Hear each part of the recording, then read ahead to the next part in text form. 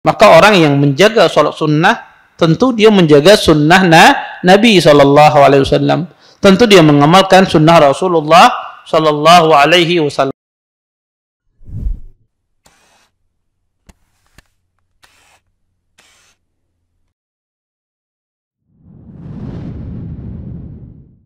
Assalamualaikum warahmatullahi wabarakatuh.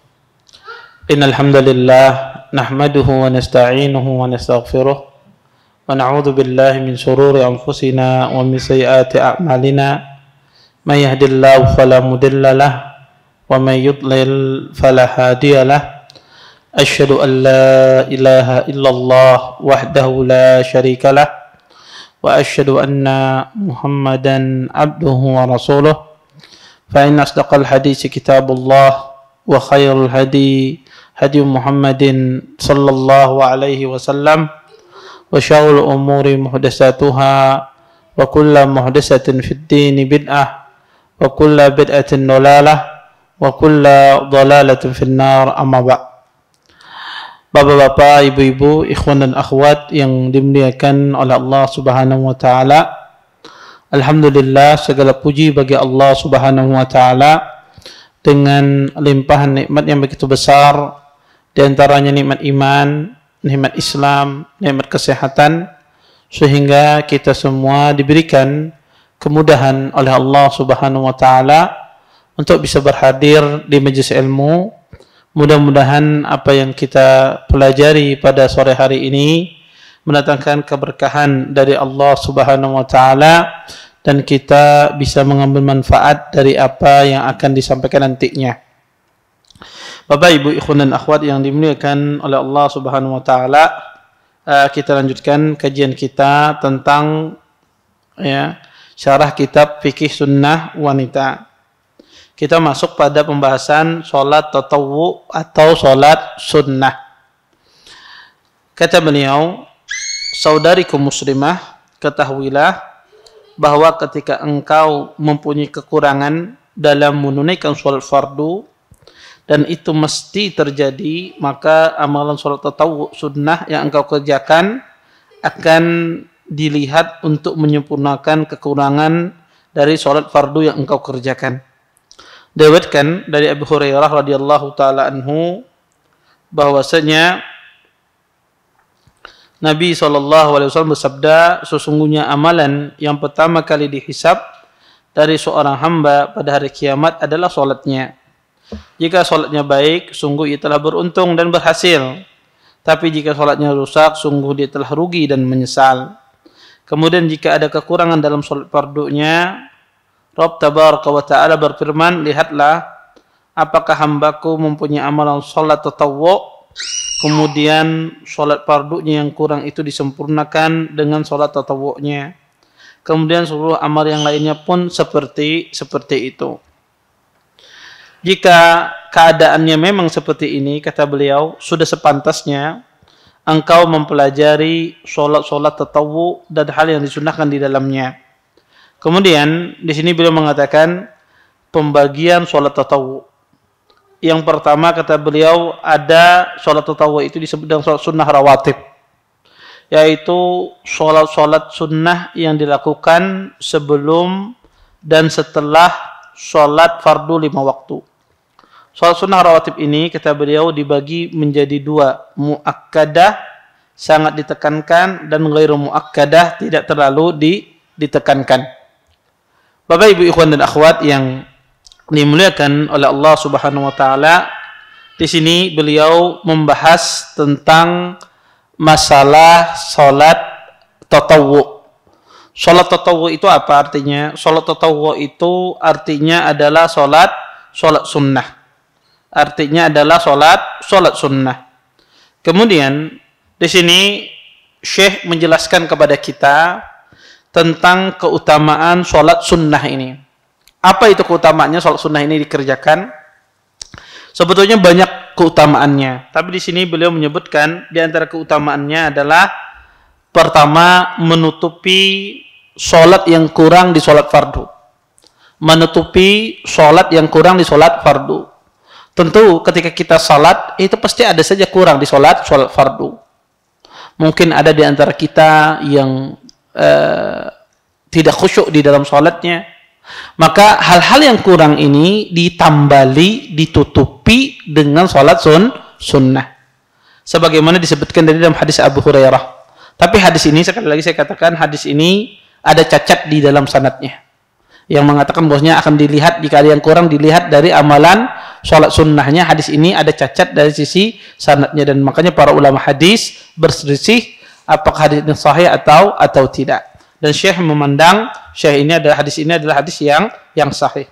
Kemudian yang kedua, di antara keutamaan dari sholat sunnah ini adalah, ya, para ulama menyebutkan keutamaannya adalah orang yang menjaga sholat sunnah ini tentu dia menjalankan sunnah Nabi SAW. Maka orang yang menjaga sholat sunnah tentu dia menjaga sunnah Nabi SAW. Tentu dia mengamalkan sunnah Rasulullah SAW. Dan ini menunjukkan dia adalah orang yang betul-betul menjalankan sunnah Nabi SAW. Kemudian yang ketiga, Bapak Ibu, ikhwan dan akhwat yang dimuliakan oleh Allah Subhanahu wa taala, keutamaan salat fardu ini adalah sebagai sebab, ya, seseorang menjadi teman Nabi di surga, ya. Sebagai sebab dia teman Nabi SAW di surga, ya. Disebutkan di dalam sebuah hadis, ya, dari Abi Firas Rabi'ah ibn Ka'ab al-Aslami, qal kuntu abitu ma'a Rasulillah sallallahu alaihi wasallam fa'atihi biwadu'ihi wa hajatihi faqal salni faqultu as'aluka murafaqataka fil jannah faqal aw ghairu dhalik qultu huwa dhak qal fa inni ala nafsika biqasratis sujud. Dari Abi Firas ibn Rabi'ah ibn Ka'ab al-Aslami, beliau mengatakan, dulu aku bermalam di tempatnya Nabi SAW dan saya mendatangkan air wudu untuk Rasulullah SAW dan keperluan juga untuk hajat beliau. Kemudian Nabi bertanya kepadaku, mintalah apa saja yang engkau minta. Kemudian kata Abi Firas ibn Rabi'ah ibn Ka'ab al-Aslami, saya minta agar bisa menemanimu wahai Rasulullah di surga, sebagai saya temanmu di surga. Kemudian kata Nabi SAW, adakah selain itu, selain permintaan itu? Tidak ada wahai Rasulullah, itu saja. Kemudian kata Rasulullah SAW, bantu aku agar engkau bisa bersamaku di surga, menjadi temanku di surga, agar engkau memperbanyak sujud. Maksudnya adalah memperbanyak salat. Maka tidak diragukan lagi, salat fardu itu terbatas. Kita melakukan salat fardu itu terbatas. Cuma lima waktu. Adapun salat sunnah ini tidak terbatas. Bisa kapan saja. Dan salat sunnah itu sangat banyak sekali ragamnya, termasuk dalam salat tatawwu ini. Oleh karena itu ini di antara keutamaan seseorang melaksanakan salat sunnah. Ya, salah satu sebab dia bersama Nabi SAW di surga. Dan kita tahu tempat Nabi di surga adalah tempat surga yang paling tinggi, surga Firdaus.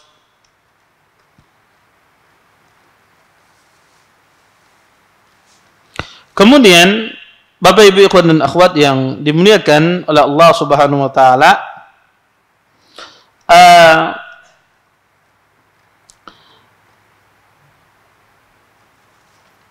kemudian kita lanjutkan. Kata beliau, di antara pembagian salat tatawwu adalah salat sunnah rawatib. Pembagian dari salat tatawwu ini disebut dengan salat sunnah rawatib. Bapak Ibu ikhwan dan akhwat yang dimuliakan oleh Allah Subhanahu wa taala, salat sunnah rawatib kenapa dinamakan rawatib? Salat sunnah rawatib, kata para ulama rahimahullah taala, dinamakan dia salat sunnah rawatib dari kata ratib. Ratib itu artinya terus menerus. Jadi kalau sunnah rawatib adalah maksudnya adalah salat sunnah yang maknanya diambil dari salat sunnah yang dikerjakan terus menerus. menjadi rutinitas. Makanya disebut sholat sunnah rawatib. Makanya gaji dalam bahasa Arab disebut ratib. Ya, gaji di dalam bahasa Arab itu disebut ratib. Kenapa? Karena turun terus tiap bulan. Ya, turun terus tiap bulan. Makanya disebut ratib. Ya, karena turun terus. Ya. Karena gaji itu harus diturunkan. Maka salah kalau orang minta gaji dinaikkan. Kadang kau dapat. Naik terus. Jadi gaji itu harus diturunkan. Setiap bulan harus diturunkan. Tidak boleh dinaikkan. Ya. Maka diambil dari kata ratib ini. Jadi rawatib itu terus menerus. Makanya sholat sunnah rawatib ini adalah sholat yang selalu mengiringi sholat fardu. Baik itu sebelum atau setelah sholat fardu. Maka dari sini diambil dari makna sholat sunnah rawatib. Kemudian Bapak Ibu ikhwan dan akhwat yang dimuliakan oleh Allah Subhanahu wa taala, sholat sunnah rawatib ini pertama para ulama rahimahullahu taala menjelaskan bahwasanya sholat sunnah rawatib ini memiliki keutamaan. Kalau tadi kita berbicara sholat tatawwu secara umum, sholat sunnah secara umum, maka ini ada keutamaan secara khusus melaksanakan sholat sunnah rawatib. Apa itu keutamaannya melaksanakan sholat sunnah rawatib? Disebutkan di dalam hadis Nabi SAW menjelaskan tentang keutamaan sholat rawatib. Nabi SAW mengatakan, kata beliau dari hadis Ummi Habibah radhiyallahu taala anha zaujin Nabi SAW, annaha qalat, sami'tu Rasulullah sallallahu alaihi wasallam yaqul, ma min 'abdin muslim yusalli lillah kullu yawmin sintai asyata rak'ah tatawwu'an ghairu fariidatin illa banallahu lahu baitan fil jannah. Dari Ummi Habibah, istri Nabi SAW, beliau berkata, saya mendengar Rasulullah SAW bersabda. Kata beliau, tidak ada seorang hamba muslim yang sholat karena Allah setiap hari itu 12 rakaat, sholat tatawwu, tidak wajib, sholat yang tidak wajib, kecuali Allah bangunkan baginya rumah di surga. Subhanallah. Ya. Orang yang melaksanakan sholat tatawwu ini, sholat sunnah rawatib ini, merutinkannya, mengamalkannya, apa ganjarannya? Allah bangunkan baginya rumah di surga. Maka ini keutamaan yang luar biasa bagi orang yang menjaga sholat tatawwu ini, sholat sunnah rawatib ini. Apa ganjarannya? Adalah Allah bangunkan baginya rumah di surga. Ya. Maka ini keistimewaan yang luar biasa. Ya. Amalan yang ringan tapi pahalanya sangat besar di sisi Allah Subhanahu wa taala. Kemudian Bapak Ibu ikhwan dan akhwat yang dimuliakan oleh Allah Subhanahu wa taala, para ulama rahimahullahu taala mereka berselisih tentang sholat sunnah rawatib ini. Perselisihan yang terjadi adalah berapa sih bilangan sholat sunnah rawatib ini. Terjadi khilaf di kalangan para ulama rahimahullahu taala tentang bilangan sholat sunnah rawatib ini. Apakah dia 12 rakaat ataukah dia 10 rakaat? Pendapat pertama di kalangan para ulama mengatakan bahwasanya sholat sunnah rawatib ini yang mengiringi sholat fardu ini bilangannya cuma 10 rakaat. Cuma 10 rakaat. Apa itu? Mereka menyebutkan 2 rakaat sebelum subuh, 2 rakaat sebelum zuhur, dan 2 rakaat setelahnya, dan 2 rakaat setelah maghrib, dan 2 rakaat setelah isya. Maka kalau kita kumpulkan semuanya itu adalah 10 rakaat. Dan ini yang dikemukakan oleh Imam Ibnu Hubairah, bahwasanya sholat sunnah rawatib itu cuma 10 rakaat. Apa yang mendasari pendapat ini adalah hadis Abdullah bin Umar. Kata Abdullah bin Umar, hafidtu minan nabiyyi sallallahu alaihi wasallam asyarakaat rak'ataini qabla adh-dhuhri wa rak'ataini ba'daha wa rak'ataini ba'da al-maghrib fi baitihi wa rak'ataini ba'da al-isya fi baitihi wa rak'ataini qabla salati subhi wa kanat sa'ah la yudkhal 'ala an-nabiy sallallahu alaihi wasallam fiha. Kata Abdullah bin Umar, saya menghafal dari Nabi sallallahu alaihi wasallam ada 10 rakaat. 2 rakaat sebelum zuhur dan 2 rakaat setelahnya. 2 rakaat setelah maghrib dan 2 rakaat setelah isya di rumahnya. Dan 2 rakaat sebelum subuh. Dan Nabi memiliki waktu yang mana orang tidak boleh masuk pada waktu tersebut. Maka hadis ini menjelaskan bahwasanya sholat sunnah rawatib itu yang ada cuma 10 rakaat. Pendapat yang kedua, sholat sunnah rawatib itu jumlahnya 12 rakaat. Jumlahnya 12 rakaat. Ya, apa dalil mereka? Mereka berdalil dengan hadis Ummi Habibah yang kita bacakan tadi. Kata Ummi Habibah, "Man shalla isnatai asyarata rak'ah fi yawmin wa lailatin buniya lahu bihinna baitun fil jannah." Kata Ummi Habibah, saya mendengar Nabi sallallahu alaihi wasallam pernah bersabda, barang siapa yang salat 12 rakaat pada setiap hari dan tiap malam, maka Allah bangunkan baginya rumah di surga. Kemudian dijelaskan 12 rakaat itu apa?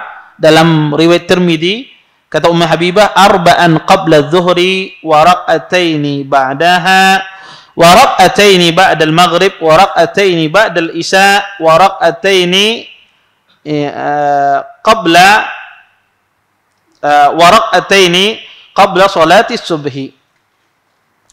Kata beliau 4 rakaat ya setelah zuhur dan 2 rakaat setelahnya. 2 rakaat setelah maghrib, 2 rakaat setelah isya dan 2 rakaat sebelum subuh. Ya, dan 2 rakaat sebelum subuh. Maka kalau kita gabungkan jumlahnya semuanya ada 12 rakaat. Sehingga para ulama mengambil hadis ini, maka mereka mengatakan ya bahwasanya hadis Ummu Habibah ini mengatakan 12 rakaat. Maka yang benar kata mereka sholat sunnah rawatib itu adalah 12 rakaat. Wallahu taala alam, sebagian ulama berusaha ingin menggabungkan 2 hadis ini. Sebagian ulama mengatakan bahwasanya kalau orang itu sholat di masjid, zuhurnya kata mereka 2 rakaat saja. Tapi kalau mereka sholat zuhurnya di rumah, maka sholat zuhurnya 4 rakaat. Tetapi penggabungan ini tidak benar. Kenapa? Karena di dalam Islam tidak ada pembedaan. Ya, tidak ada pembedaan. Semuanya sama. Tidak ada beda di dalam Islam. Baik itu dikerjakan di rumah ataukah di masjid. Sehingga bilang rakaat ini sama kata para ulama rahimallahu taala. Kemudian, Bapak Ibu ikhwan dan akhwat yang dimuliakan oleh Allah Subhanahu wa taala, wallahu taala alam, pendapat yang paling benar dalam masalah ini adalah salat sunnah rawatib itu paling sedikit 10. Paling sedikit 10. Boleh ditambah menjadi 12 rakaat. Jadi, salat sunnah rawatib itu 10. Boleh ditambah menjadi 12 rakaat. Kenapa Ustaz? Karena Ibnu Umar di sini meriwayatkan hadis 10 rakaat. Aisyah meriwayatkan hadis, Ummu Habibah meriwayatkan hadis 12 rakaat. Dan masalah sunat rawatib ini dikerjakan di rumah. Dan Ibnu Umar bisa jadi tidak tahu apa yang dikerjakan di dalam rumah Nabi. Diketahui oleh Ummu Habibah. Makanya kata Ibnu Habibah dikerjakan di rumah. Nabi mengerjakan di rumah. Ibnu Umar melihat apa yang dikerjakan Nabi di masjid. Tidak mengetahui apa yang dikerjakan oleh Nabi di rumah. Makanya kata para ulama rahimahullahu taala, Ummu Habibah di sini ada tambahan ilmu. Tambahan ilmu yang tidak diketahui oleh Abdullah ibni Umar. Sehingga riwayatnya diterima. Makanya, sholat sunnah rawatib itu paling sedikit 10, paling banyak adalah 12 rakaat. 12 rakaat itu apa? 4 rakaat sebelum zuhur. Ya. Baik. Bapak Ibu ikhwan dan akhwat yang dimuliakan oleh Allah Subhanahu wa taala, kalau kita paham ini, kita lanjutkan ya tentang masalah ini. Kemudian kata Syekh di sini adalah yang pertama kata beliau sholat sunnah rawatib. Di sini Syekh mulai menyebutkan sholat sunnah rawatib satu persatu. Yang pertama kata beliau adalah sholat subuh. Kata beliau, sebelum qabliyah itu 2 rakaat sholat sunnah muakkadah. Sholat ini adalah sholat sunnah yang paling ditekankan. Disebutkan dari Aisyah radhiyallahu taala anha bahwasanya ia berkata, Nabi SAW tidak pernah menjaga sholat sunnah sebagaimana penjagaan beliau terhadap 2 rakaat sholat sunnah fajar sebelum sholat subuh. Nabi SAW bersabda, rakaatul fajri khairum minad dunya wa ma fiha. 2 rakaat sholat sunnah fajar itu lebih baik daripada dunia dan seisinya. Oleh karena itu, Nabi SAW kata beliau tidak pernah meninggalkannya, baik ketika mukim, tidak sedang bepergian, maupun ketika sedang berpergian. Jika sholat sunnah ini ditinggalkan karena ada alasan tertentu, disyariatkan untuk diqadha setelah udzur tersebut hilang. Karena ketika Nabi SAW dan para sahabat tertidur sehingga terlambat mengerjakan sholat subuh, beliau berwudu kemudian mengerjakan sholat sunnah 2 rakaat. Setelah itu dikumandangkan iqamah, lalu beliau mengerjakan sholat subuh. Pada rakaat pertama disunnahkan membaca surah Al-Kafirun, dan pada rakaat kedua membaca surah Al-Ikhlas sebagaimana yang biasa dilakukan oleh Nabi sallallahu alaihi wasallam. Baik.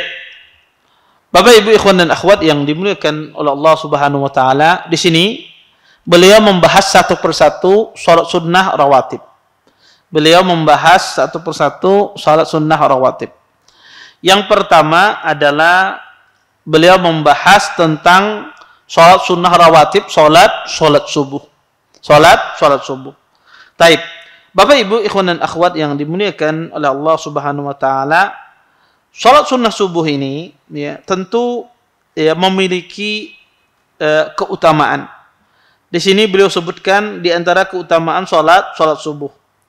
Pertama, keutamaan salat subuh ini adalah lebih baik daripada dunia dan seisinya. Nabi SAW mengatakan, rakaatul fajri khairun minad dunya wa ma fiha. Kata Nabi SAW, 2 rakaat salat subuh itu lebih baik daripada dunia dan seisinya. Para ulama menafsirkan hadis ini, lebih baik daripada dunia dan seisinya, kata mereka adalah semenjak dunia itu diciptakan sampai hari kiamat. Jadi semenjak dunia itu diciptakan sampai hari kiamat, itu perbandingannya. Ya lebih baik daripada dunia dan seisinya. Jadi dunia ini sebelum diciptakan, sejak diciptakan, maka banyak sekali ya di dalam dunia ini ya benda-benda yang berharga.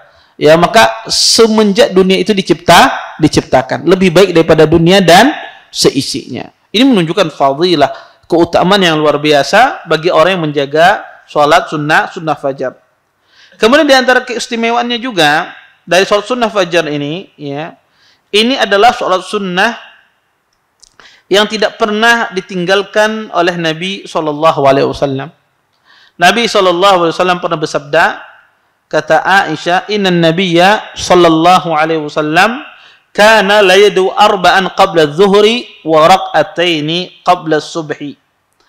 Kata Aisyah, sesungguhnya Nabi SAW tidak pernah meninggalkan 4 rakaat sebelum zuhur dan 2 rakaat sebelum subuh. Ini menunjukkan bahwasanya salat sunnah subuh ini keutamaannya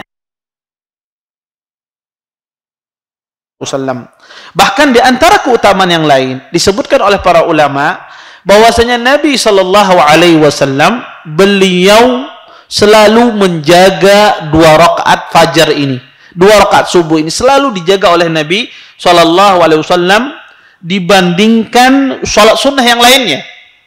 Aisyah mengatakan, lam yakun an-nabiyyu sallallahu alaihi wasallam ala syai'in minan nawafil ashadda minhu ta'ahudan ala rak'atil fajri.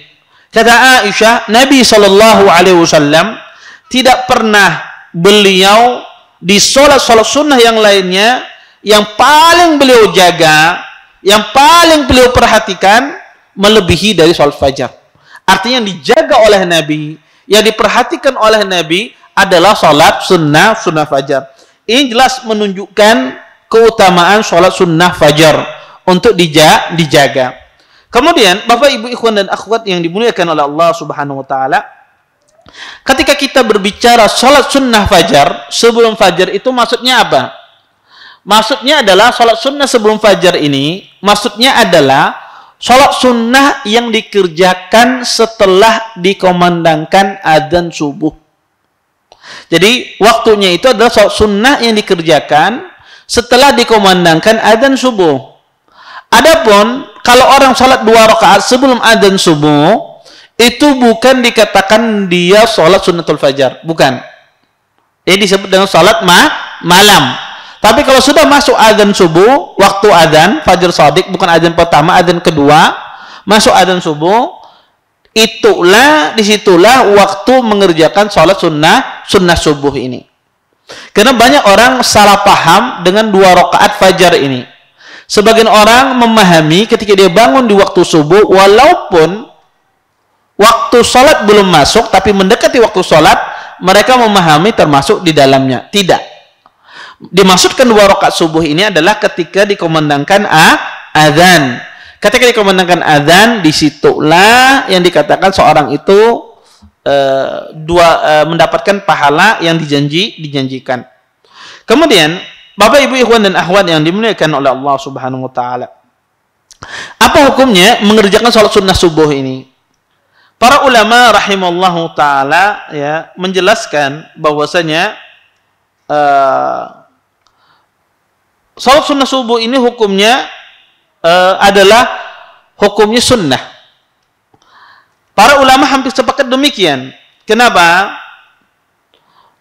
Hukumnya sunnah karena Nabi SAW pernah ditanya tentang masalah sholat sunnah subuh ini. Nabi SAW pernah ditanya tentang sholat wajib. Sahabat bertanya, ya Rasulullah, hal alayya ghairuha, wahai Rasulullah, adakah salat selain salat 5 waktu ini yang diwajibkan? Kata Nabi, la illa an tatawwa, tidak ada kecuali salat sunnah. Ini menunjukkan salat sunnah subuh ini hukumnya sunnah. Sebagian ada hadis yang menunjukkan bahwasanya salat sunnah subuh ini wajib, tapi hadis ini lemah. Di antaranya adalah hadis Abu Hurairah. Nabi SAW mengatakan, Abu Hurairah mengatakan secara marfu kepada Nabi, kata Nabi, la tada'uha wa in tarattukumul khair. Kata Nabi SAW, jangan engkau tinggalkan 2 rakaat subuh ini, walaupun engkau diusir oleh kuda. Artinya datang kuda mengusirmu, ya, maka jangan engkau tinggalkan. Artinya ini betul-betul dijaga, tidak boleh ditinggalkan. Sebagian ahlul ilm mengambil hadis ini berpandangan bahwasanya sholat sunnah subuh itu hukumnya wajib. Tetapi hadis ini hadis yang lemah. Kenapa Ustaz lemah? Karena dalam sanadnya ada seorang rawi yang bernama Abdurrahman ibnu Ishaq al-Madani. Dia adalah seorang rawi yang lemah. Dan juga di dalam sanadnya ada seorang rawi yang bernama Ibnu Silan. Dan dia juga adalah seorang rawi yang majhulul hal, tidak diketahui kredibilitasnya dalam ilmu hadis. Ya. Maka hukumnya sholat sunnah ini, sunnah subuh ini hukumnya sunnah, tidak wajib. Makanya disebut dengan sholat tatawwu, sholat sunnah. Kemudian, Bapak, Ibu, ikhwan dan akhwat yang dimuliakan oleh Allah Subhanahu wa Ta'ala, sholat sunnah subuh ini tidak pernah ditinggalkan oleh Nabi, baik di waktu mukim ataukah di waktu safar. Nabi SAW tidak pernah meninggalkannya. Disebutkan dalam sebuah hadis, ya, dari hadis Abi Maryam, beliau mengatakan, kunna ma'a Rasulillahi sallallahu alaihi wasallam fi safarin, fa asrayna laylah, falamma kana fi wajhi subhi nazala Rasulullah sallallahu alaihi wasallam, fanama wa nama an-nas, falam nastayqid illa bisams qad talat alaina, fa amara Rasulullah sallallahu alaihi wasallam al-muadzin fa'adzan summa shalla rak'ataini qabla al-fajr summa amaru fa'aqam fa shalla bin nas. Kata Abu Maryam, dulu saya pernah bersama Nabi sallallahu alaihi wasallam di waktu safar. Kami berjalan di malam hari, safar di malam hari. Ketika mendekati subuh, Nabi sallallahu alaihi wasallam turun beristirahat, beliau tidur dan para sahabat pun juga tidur. Dan tidaklah kami terbangun kecuali matahari sudah terbit. Ya, kesiangan. Maka Nabi sallallahu alaihi wasallam menyuruh seorang muadzin untuk adzan, kemudian beliau salat 2 rakaat sebelum subuh. 2 rakaat subuh ini tidak pernah ditinggalkan oleh Nabi walaupun di waktu mukim atau di waktu safar. Kemudian Bapak Ibu, ikhwan dan akhwat yang dimuliakan oleh Allah Subhanahu wa taala, 2 rakaat subuh ini hendaknya seorang muslim cara diringankan. 2 rakaat subuh ini hendaknya dikerjakan dengan cara diringankan. Bagaimana Ustaz maksudnya dikerjakan dengan cara diringankan? Maksudnya tidak dibaca panjang-panjang. Jadi orang kalau sholat sunnah subuh itu bacaannya tidak panjang-panjang sebagaimana yang dibaca oleh Nabi sallallahu alaihi wasallam. Disebutkan di dalam sebuah hadis,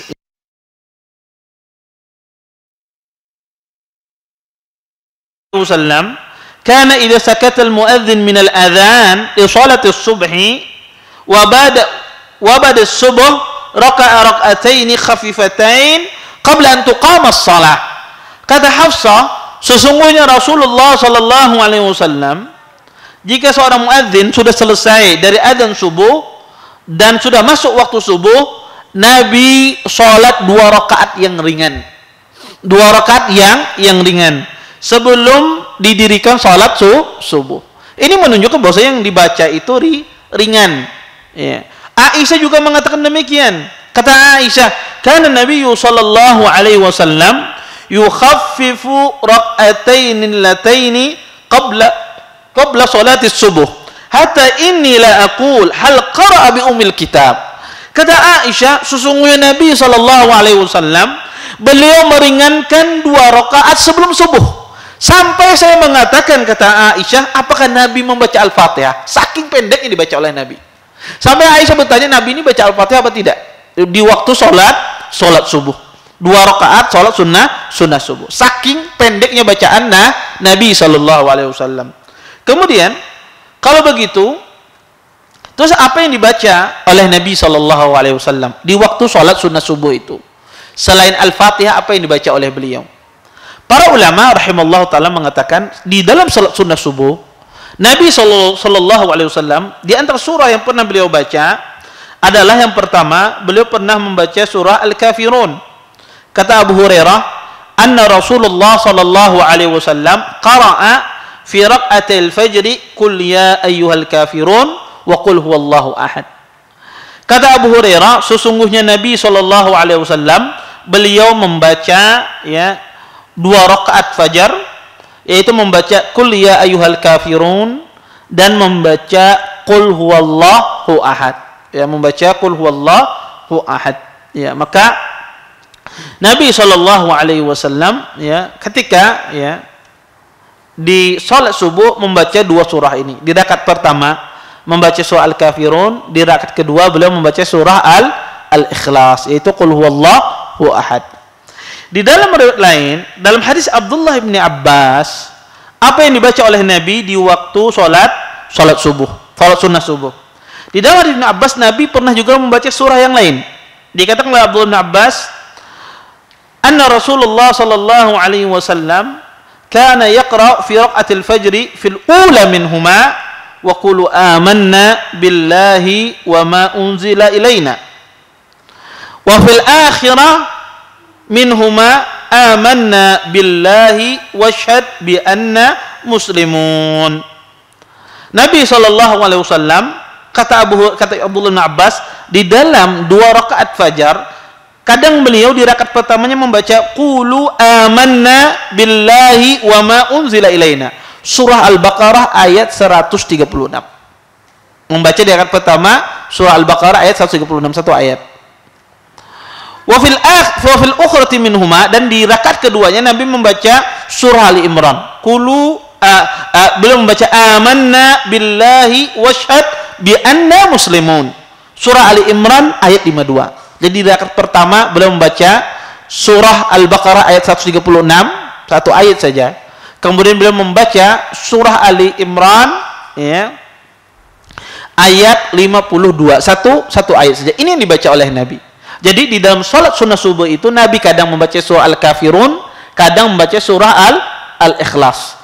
Kadang Nabi SAW membaca surah Al-Baqarah ayat 136, kadang Nabi SAW di rakaat keduanya membaca surah Ali Imran ayat 52. Ini yang diamalkan oleh Nabi ketika beliau melaksanakan salat sunnah subuh. Itu yang beliau baca. Kemudian Bapak Ibu ikhwan dan akhwat yang dimuliakan Allah Subhanahu wa taala, di antara permasalahan yang disebutkan oleh para ulama rahimahullahu taala yang berkaitan dengan riwayat Nabi SAW, beliau kalau selesai sholat subuh Nabi berbaring. Disebutkan dalam hadis Abu Hurairah, anna Rasulullah SAW qal idza shalla ahadukum raq'atai al-fajri falyattaji' ala shiqqihi al-ayman, akhrajahu at-Tirmidzi. Kata Abu Hurairah radhiyallahu taala anhu, beliau berkata, Nabi SAW bersabda, jika salah satu di antara kalian sholat 2 rakaat fajar, maka hendaklah dia bertumpu, ya, hendaklah dia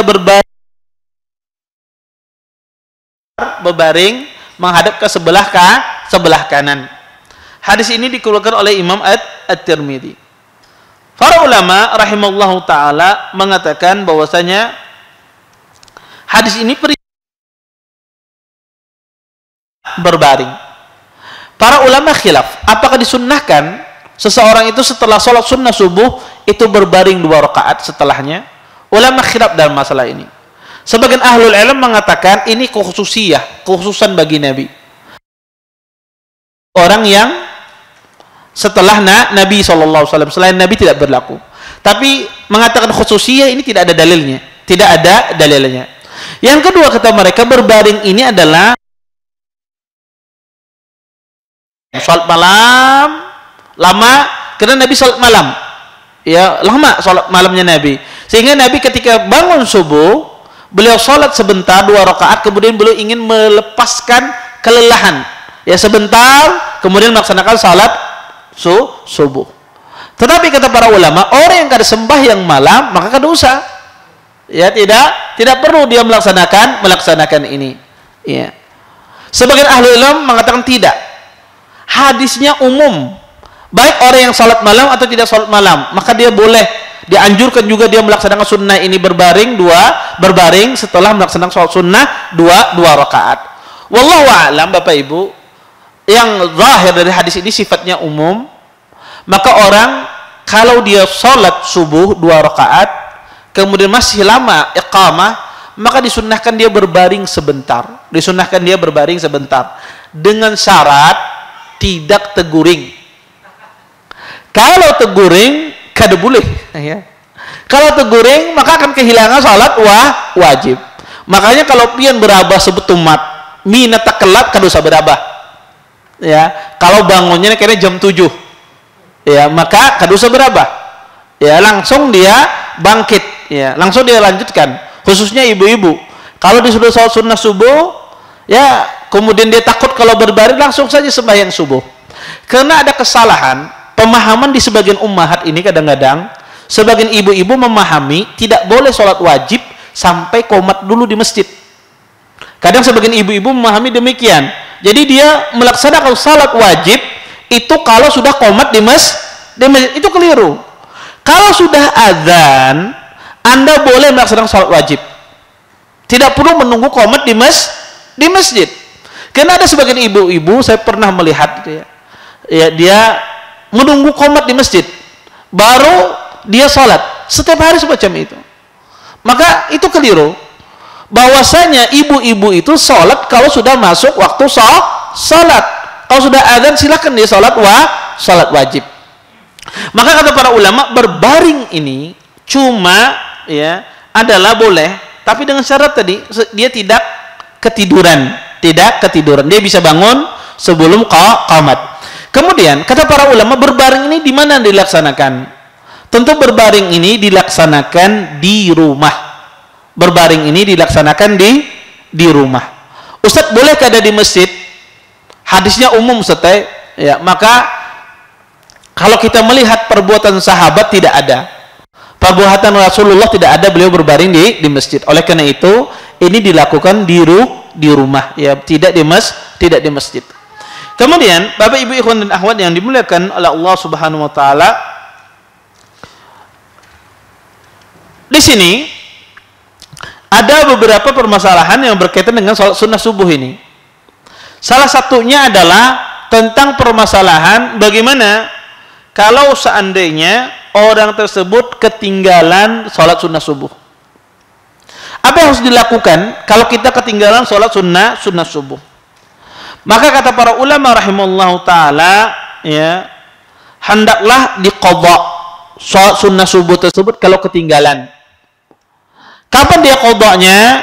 Dia mengqadhanya adalah setelah selesai salat subuh, ketika sudah berlalu waktu terlarang. Itu yang terbaik kata para ulama. Disebutkan dalam sebuah hadis, Nabi SAW pernah bersabda, kata beliau, kata Nabi SAW, man lam yusalli rak'atai al-fajri falyusallihima ba'dama tatlu'us syams.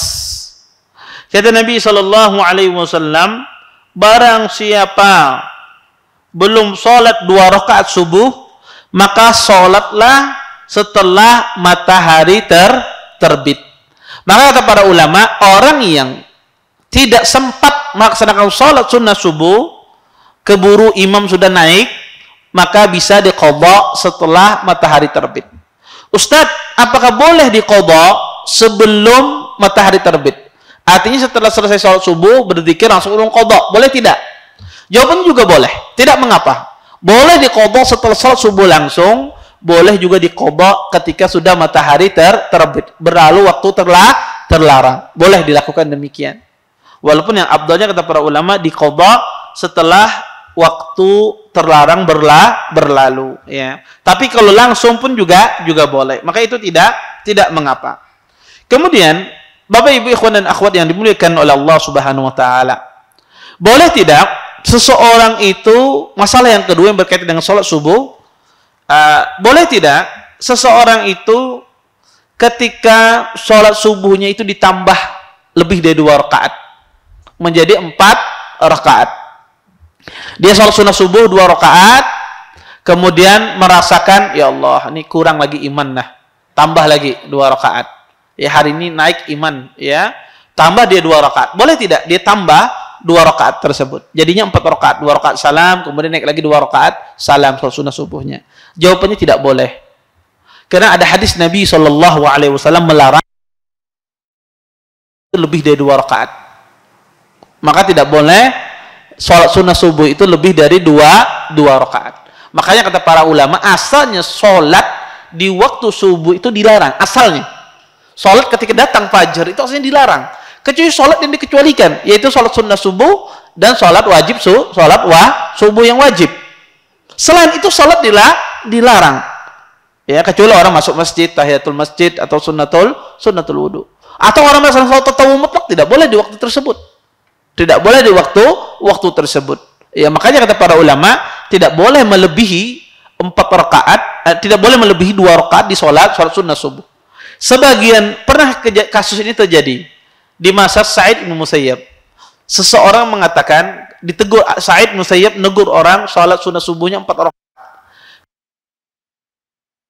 Engkau melaksanakan sholat ini 4 rakaat. Kemudian orang ini mengatakan, ya Sa'id, u'adzab, apakah saya akan diazab ketika saya melaksanakan salat ini? Ya, kata Sa'id, engkau diazab bukan karena salatmu, tapi engkau diazab oleh Allah karena engkau menyelisih sunnah Nabi SAW. Maka kata para ulama, ia mengqadha ya apa namanya, tidak boleh lebih dari ya dua rakaat. Kemudian salat sunnah subuh ini walaupun kita katakan boleh mengqadha, para ulama mengqadha salat sunnah subuh ini adalah orang yang terbiasa melaksanakan salat sunnah subuh. Adapun orang yang kada pernah melaksanakan salat sunnah subuh, hendak mengqadha kada boleh. Ini orang memiliki kebiasaan, ya kebiasaan dia salat sunnah subuh. Adapun kebiasaannya kada pernah salat sunnah subuh, maka tidak perlu dia qadha. Ya, kada perlu dia qadha. Tetapi adalah ini orang yang memiliki kebiasaan dia melaksanakan salat sunnah subuh. Kemudian terakhir, Bapak Ibu ikhwan dan akhwat yang dimuliakan oleh Allah Subhanahu wa taala, salat sunnah subuh ini afdalnya dilaksanakan di rumah. Afdalnya di rumah. Boleh tidak di masjid Ustaz? Boleh. Tapi secara umum salat sunnah itu dikerjakan di rumah. Ya. Baik laki-laki ataupun wanita. Tentu wanita lebih afdal lagi ketika dia mengerjakan di rumah. Baik. Ini permasalahan. Kemudian kata beliau yang kedua, salat zuhur. Kata beliau, qabliyah itu ada 4 atau 2 rakaat salat sunnah. Diriwayatkan dari Aisyah bahwa Nabi tidak pernah meninggalkan salat sunnah 4 rakaat sebelum salat zuhur dan 2 rakaat sebelum salat subuh. Adapun ba'diyah setelahnya 2 rakaat salat sunnah, 2 rakaat salat sunnah dan 2 rakaat. Dari karena Aisyah pernah berkata, biasanya Nabi SAW mengerjakan salat sunnah 4 rakaat sebelum zuhur dan 2 rakaat setelahnya. Bapak Ibu ikhwan dan akhwat yang dimuliakan oleh Allah Subhanahu wa taala, para ulama rahimahullahu taala mengatakan salat zuhur itu memiliki salat sunnah rawatib, yaitu qabliyah dan ba'diyah. Salat sunnah zuhur, ya, para ulama rahimahullahu taala mengatakan ya bahwasanya salat sunnah zuhur ini memiliki beberapa dalil tentang jumlah bilangan rakaatnya. Pertama, ada dalil yang menjelaskan bahwasanya salat sunnah zuhur ini, ya, salat sunnah zuhur ini 4 rakaat sebelum zuhur dan setelahnya. Ada juga yang dalil mengatakan 2 rakaat sebelum zuhur dan 2 rakaat setelahnya. Dan ada juga yang mengatakan 4 rakaat setelah zuhur dan 4 rakaat setelah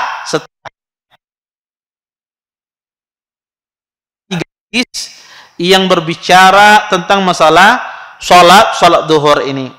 Maka pertama saya ingin membahas hadis yang sahih berbicara salat zuhur adalah 4 rakaat sebelum zuhur, 2 setelahnya. Ini hadis.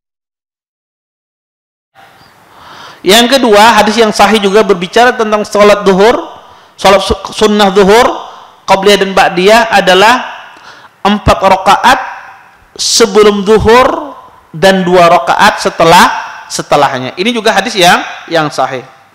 Tetapi yang jadi khilaf adalah hadis yang berbicara tentang masalah 4 rakaat, ya, sebelum zuhur dan 4 rakaat setelahnya. Khilafnya adalah 4 rakaat setelah zuhur. Tambahan hadis yang mengatakan 4 rakaat setelah zuhur ini diriwayatkan oleh hadis Ummu Habibah, ya, dalam Musnad Imam Ahmad. Di situ disebutkan kata Ummu Habibah, sami'tu an-nabiyya sallallahu alaihi wasallam yaqul man shalla 4 rakaat qabla adh-dhuhri wa 4 ba'daha harramallahu alaihi an-nar. Kata Ummu Habibah, saya mendengar Nabi sallallahu alaihi wasallam bersabda, barang siapa yang sholat 4 rakaat sebelum zuhur dan 4 rakaat setelahnya, maka Allah haramkan baginya api neraka. Bapak Ibu, ikhwan dan akhwat yang dimuliakan oleh Allah Subhanahu wa taala, hadis ini dijadikan dalil oleh sebagian ahlul ilm mengatakan disunnahkan salat setelah zuhur ba'diyahnya adalah 4 rakaat. Maka kita katakan pertama, hadis ini hadis yang lemah. Kok bisa lemah, Ustaz? Hadis ini lemah, kenapa? Karena hadis ini diriwayatkan oleh Makhul dan Anbasah. Jadi Makhul meriwayatkan dari Anbasah. Makhul itu tidak mendengar hadis ini dari Anbasah. Ya. Makhul tidak mendengar hadis ini dari Anbasah. Jadi terputus sanadnya. Terputus sanadnya. Yang kedua, hadis ini juga menyelisih hadis yang sahih dari hadis Ummu Habibah. Hadis Ummu Habibah menjelaskan bahwasanya Nabi SAW sholat itu 12 rakaat. Sholat sunnah 12 rakaat. Maka sholat sunnah 12 rakaat itu adalah 4 rakaat sebelum zuhur dan 2 rakaat setelahnya. Sedangkan hadis ini mengatakan apa? 4 rakaat sebelum zuhur dan 4 rakaat setelahnya. Maka pertama, hadis ini lemah dari sisi terputus sanadnya, karena hadis ini diriwayatkan oleh Makhul Anbasah ke Ummu Habibah. Makhul tidak mendengar hadis ini dari Anbasah, terputus sanadnya.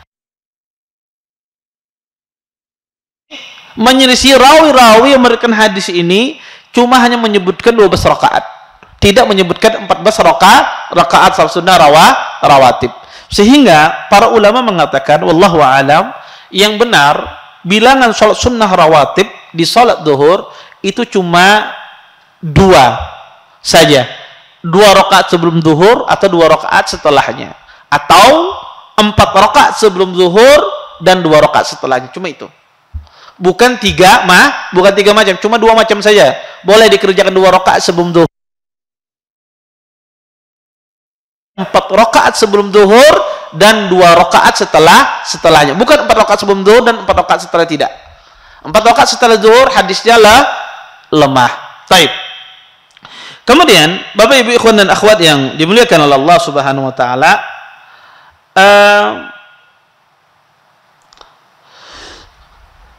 mungkin ada sebagian kita bertanya, Ustadz, ya, apa yang dibaca oleh Nabi SAW, beliau sholat qabliyah dan ba'diyah zuhur, adakah sesuatu yang dibaca oleh Nabi SAW? Pertama, Bapak Ibu ikhwan dan akhwat yang dimuliakan oleh Allah Subhanahu wa taala, tidak ada hadis yang secara pasti menjelaskan apa yang dibaca oleh Nabi SAW perihal 2 rakaat atau 4 rakaat sebelum zuhur dan 2 rakaat setelahnya. Berbeda dengan sholat sunnah subuh tadi.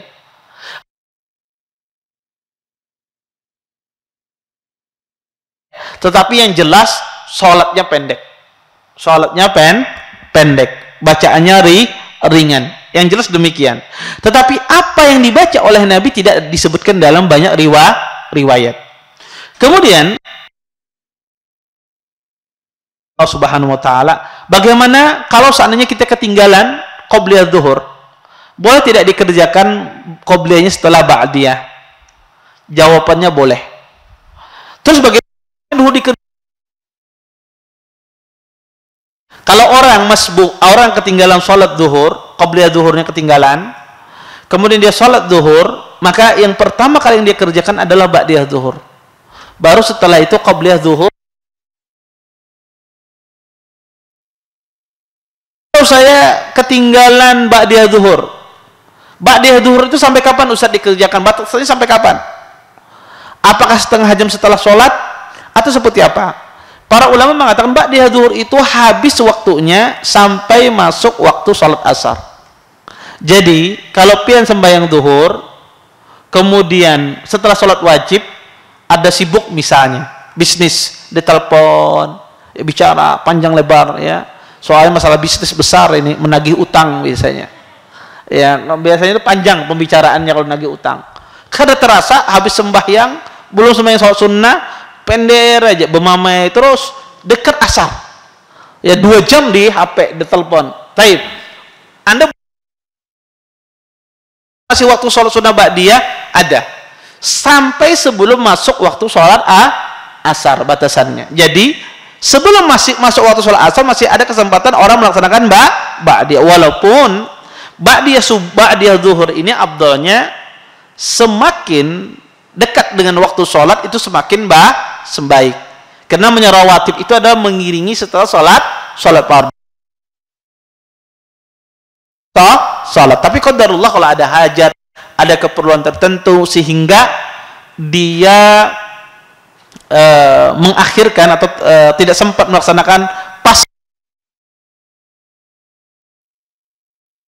asar. Kalau seandainya kelewatan, tidak sempat, ya karena ada tamu misalnya, sebagaimana Nabi SAW didatangi tamu, ya, Wabdu Asyad Abdul Qais, ketika datang kepada Nabi SAW, Nabi tidak sempat melaksanakan sholat zuhur. Nabi qadha setelah asar. Maka boleh diqadha setelah asar, boleh. Waktu sholat ba'diyah zuhur ini atau qabliyahnya tidak sempat dikerjakan, kemudian diqadha setelah asar, boleh, ya. Ini diperbolehkan sebagaimana yang dilakukan oleh Nabi SAW. Kemudian, Bapak Ibu ikhwan dan akhwat yang dimuliakan oleh Allah Subhanahu wa taala, kita ambil lagi satu salat sunnah, yaitu salat asar. Kata beliau, qabliyah 2 atau 4 rakaat salat sunnah berdasarkan sabda Nabi sallallahu alaihi wasallam, baina kulli adhanaini salatun liman syaa. Di antara setiap 2 azan ada salat sunnah bagi siapa yang menghendakinya. Dan sabda Nabi sallallahu alaihi wasallam, rahimallahu ra'an shalla qabla al-asri arba'an. Semoga Allah melimpahkan rahmat kepada orang-orang yang mengerjakan sholat 4 rakaat sebelum asar. Adapun ba'diyah 2 rakaat sholat sunnah, diriwayatkan dari Aisyah, ia berkata, Nabi SAW sama sekali tidak pernah meninggalkan 2 sujud 2 rakaat setelah sholat asar ketika beliau berada di tempatku. Sebagian ulama menyebutkan bahwa hal ini hanya khusus bagi Nabi Sallallahu Alaihi Wasallam, akan tetapi sedangkan menurut hukum asal setiap perbuatan beliau boleh dicontoh. Bapak Ibu ikhwan dan akhwat yang dimuliakan oleh Allah Subhanahu Wa Taala, yang ketiga adalah salat ya, yaitu salat sunnah sebelum asar. Bapak Ibu ikhwan dan akhwat yang dimuliakan oleh Allah Subhanahu wa taala, pertama, asar ini bukan salat sunnah rawatib muakkadah. Bukan salat sunnah rawatib yang ditegaskan. Tapi dia bagian dari salat sunnah rawatib ghairu muakkadah, yang tidak ditekankan. Ini poin yang penting. Kemudian poin yang kedua yang ingin saya sampaikan yang berkaitan dengan sholat asar ini adalah bahwasanya sholat sunnah, ya, di waktu sholat asar khususnya qabliyah, hadis yang mengatakan baina kulli adzanaini shalah, setiap 2 adzan itu ada salat, ini hadisnya sahih. Dan ini berlaku keumuman. Setiap 2 adzan itu ada salat. Maksudnya antara adzan dan iqamah itu ada salat. Ini berlaku keumuman. Tapi yang jadi masalah adalah tentang pengerjaan salat asar, salat qabliyah asar 4 rakaat. Bagaimana hukumnya? Di sini beliau menyebutkan, ya, tentang hadis Nabi Sallallahu Alaihi Wasallam. Nabi Sallallahu Alaihi Wasallam beliau pernah mengatakan, kata Rasulullah Sallallahu Alaihi Wasallam, hadis Abdullah bin Umar, rahimallahu ra'an shalla qabla al-asri arba'an. Semoga Allah merahmati orang yang sholat sebelum asar 4 rakaat. Hadis ini Bapak Ibu ikhwan dan akhwat yang dimuliakan oleh Allah Subhanahu wa taala, hadis ini hadis yang lemah. Kenapa?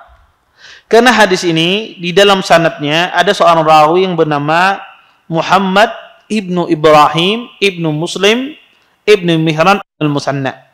Muhammad ibnu Ibrahim ibnu Muslim ini disebutkan oleh para ulama, ya,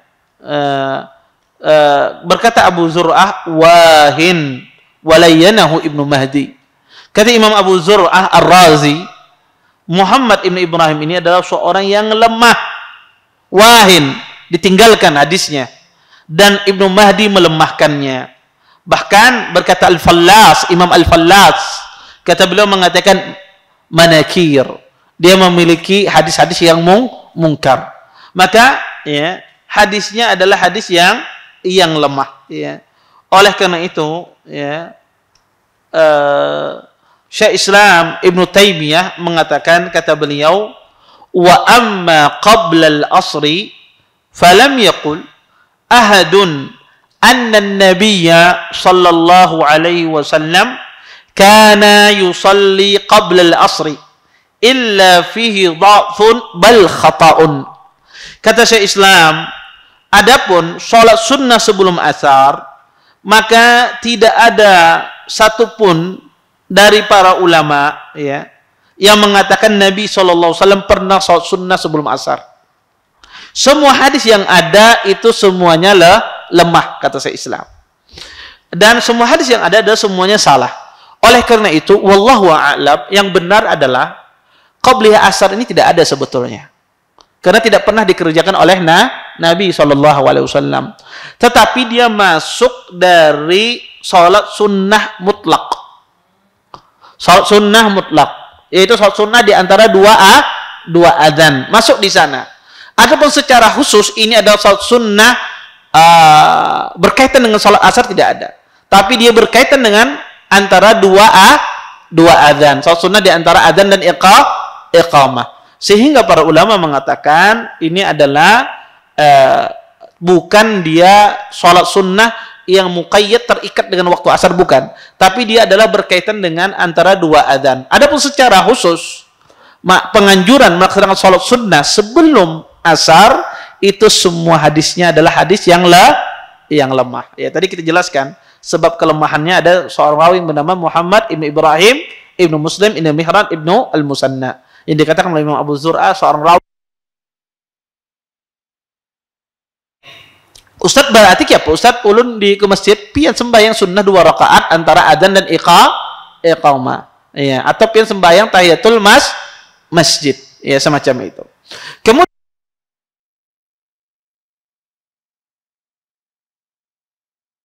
ya, salat sunnah ba'diyah setelah asar. Kita tahu Nabi SAW melarang. Nahan Nabi SAW anis salati ba'dal asar. Kata Nabi melarang salat sunnah setelah, kan ada ba'diyah. Pengarang kitab mengatakan ada ba'diyah.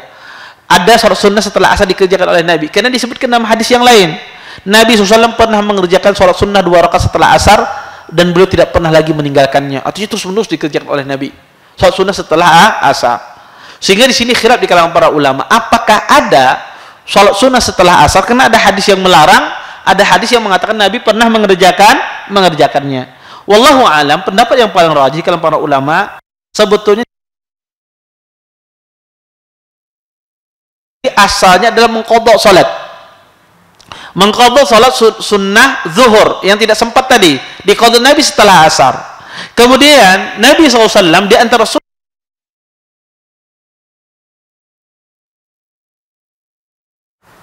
makanya ketika Nabi mengqadha setelah asar, maka tidak pernah lagi ditinggalkan oleh Nabi.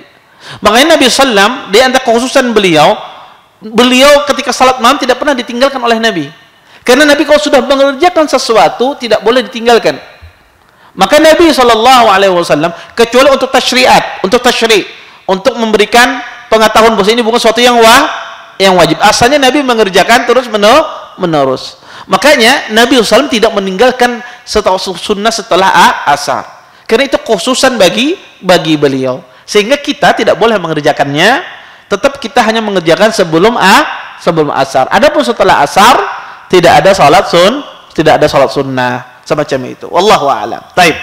Mungkin ini yang bisa kita sampaikan pada pertemuan kali ini, insyaallah. Nanti kelanjutannya kita akan bahas pada pertemuan yang akan datang. Mungkin ini yang bisa ulun sampaikan, mudah-mudahan bermanfaat. Mungkin sisa waktu yang ada, kalau ada pertanyaan online boleh ya, kalau tidak ada ya kita tutup. Ada yang online? Taib. Oke.